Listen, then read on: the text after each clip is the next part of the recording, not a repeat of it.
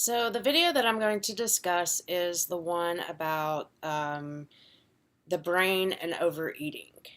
So Dr. Wang did a study, and they were looking at the interactions between eating behaviors and brain function.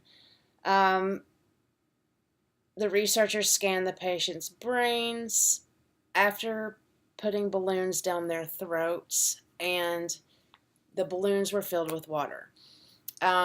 He started with 1 cup of water to see how they felt, to see how hungry they were, to see if they were full, to see, where they were at. And then he did it with 2 cups of water to see where they were at. Um, he found that the thinner the subject was, the more likely the person was to report feeling full when the balloon was full. The heavier the patient, the less likely they were to feel full when the balloon was filled in their stomachs. So, filling the balloon with water triggered a response in the amygdala, the part of the brain that controls emotional responses, and possibly the feeding behavior. Removal of removal of this part of the brain in animals caused them to overeat. This is according to a WebMD article called Stomach Full, Brain May Not Know. This article on WebMD talks about Dr. Wang's experiment. So, when patients felt full, the left rear amygdala became active. And he knows this because he scanned the brain and he could see what part of the brain was activated when they felt full.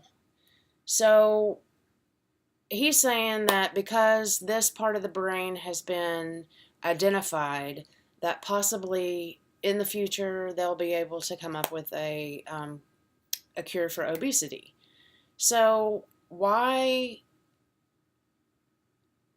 does the obese brain not receive those signals like the brain of a thin person? So I watched this other video on YouTube called The Science of Appetite, which was published by ASAP Science.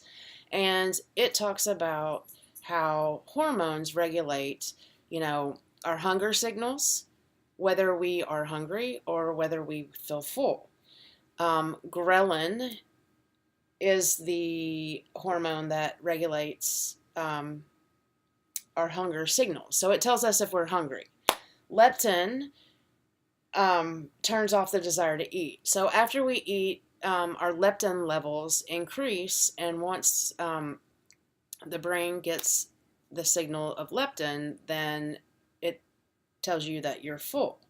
However, the constant intake of fat and sugar overrides regulatory systems of ghrelin and leptin. The more unhealthy food you eat, the more you desire food. So, in my opinion, because someone is obese, obviously they tend to eat more food that is high in sugar, high in fat, high in salt, processed. All those foods that ASAP Science says that overrides the regulatory system of ghrelin and leptin. So thin people tend to eat healthier. If they didn't eat as healthy, they would tend to be a little heavier. So I feel like because of the sugary foods, the fat foods that obese people eat, this is part of the issue. However, how cool would that be if, because Dr. Wang found that part of the amygdala, and it could be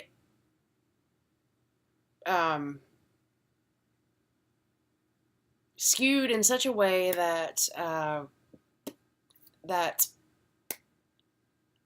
people could feel full. I mean, if they can take that part of the brain away and animals are triggered to eat more, then potentially couldn't they figure out a way to um, have our brain be signaled when we eat so they can cure obesity, right? Um, anyway, I find this fascinating because I tend to overeat. However, I am fairly thin, and so I don't really understand all of this. I read an article on livingstrong.com called How Does Your Stomach Tell Your Brain That You're Full? The article said, the feeling of fullness that tells you to stop eating are complex functions regulated by numerous feedback mechanisms in your body. One of those signals comes from your stomach wall, stretching to accommodate the food you are eating. Nerve stretch receptors send signals to the brain that the stomach is expanding and you can stop eating. So, maybe because of the high sugar and fat foods that I eat, my brain doesn't receive the signal that I'm full. However, also I think that heavier people tend to eat faster, and so the faster we eat, the more we eat because that part of the brain hasn't received those signals that we're full.